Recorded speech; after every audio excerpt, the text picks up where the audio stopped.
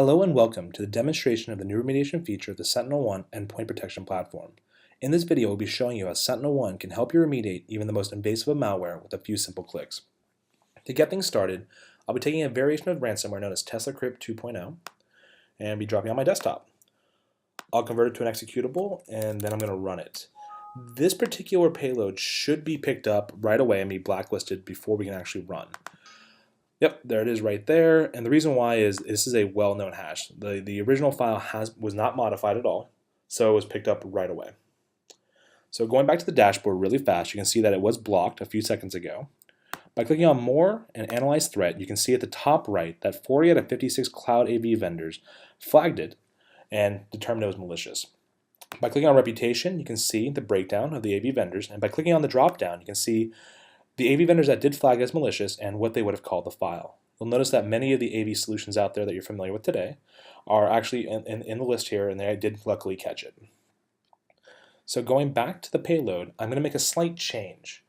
I'm going to open up a command prompt, and what I'm going to do is I'm going to modify this file ever so slightly by adding the characters ABC to it. This is essentially going to make enough of a change to completely change the hash to hopefully bypass those other AV solutions out there. So by making that modification, I can now run it. So let me minimize that. And assuming that it runs, I'm going to open up the picture files because the TeslaCrypt does execute pretty quickly. So the first thing I'm going to do, I'm run the file. You're going to notice that it disappeared off my desktop, which is usually a sign that it ran. You'll notice that it quickly executed and encrypted all of my files, and it's actually going to be doing some other stuff in the background and encrypting all of those. Actually, this particular one goes after game files. This was actually plagued a lot of computer gamers out there in 2015. So luckily I don't have any of my game files on here, but oh, there's a pop-up, and there's the classic CryptoLocker message, essentially explaining what happened to you and what you have to do to essentially get your files decrypted. In this case, transferring them Bitcoins. So I'd like to clean this up a little bit here, just so you can see the encrypted files. So just kind of showcasing the files are fully encrypted. You have the videos, these are all encrypted. You'll see the classic restore files there. You'll also see the restore files on my desktop. They give you plenty of ways to show you that this is how you pay any money.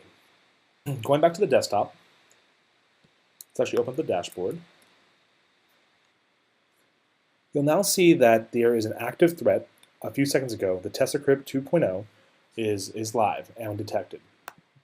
Let's go to Analyze Threat now. You'll notice something a little bit different here. At the top right, Cloud Validation pretty much said that none of the AV vendors found this as being vulnerable.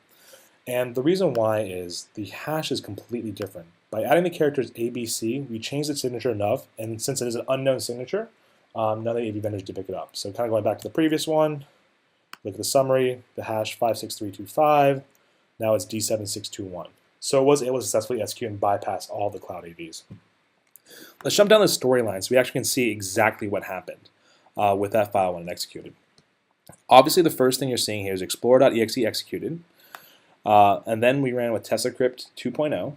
By clicking on the actual widget and clicking on Events, you can see that the first thing it did was create a file, a copy of itself, the VCW fqh.exe, essentially the child copy. Make sure it wrote to the file, executed, all that good stuff. Going on to step 3 there, you have command.exe, and then it deleted the original copy. So essentially that's all it did. That's why you saw it disappear off the desktop. Going to step 4, the child copy, the VCW fqh, you can now see that this is where it actually started going through and encrypting all of the files slowly one by one. It also started creating the ransom notes. So you actually have that visibility. And then step 5 and 6 are just having command.exe running, as well as Notepad, the pop-ups you saw on the screen. So essentially you have the forensic view of exactly what you saw. Also, if you're not really a storyline flowchart kind of person, you actually have the raw data view as well, which has the same information, just broken down more in a tabular view, which you can then download as a JSON or CSV file. So it did some pretty bad stuff, essentially encrypting all the things that are important to me. With 2 clicks, I can now show you by clicking on More and then Rollback. This is one of the new remediation features of the Sentinel-1 EPP products. And by doing so, you can actually see that Sentinel-1 is able to fully restore all of my files, essentially bringing my penguins back. You'll also notice that the desktops is also clear.